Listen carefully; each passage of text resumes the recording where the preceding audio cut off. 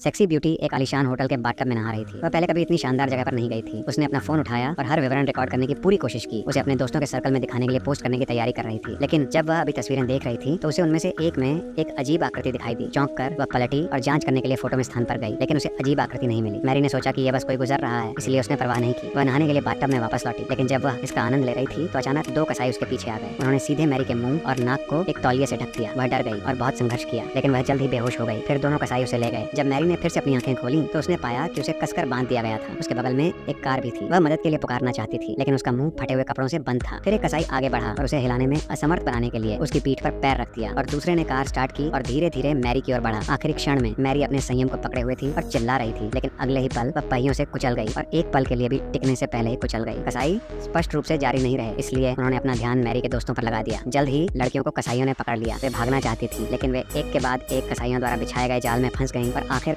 कसाईयों के हाथों में मृत आत्मा बन गई।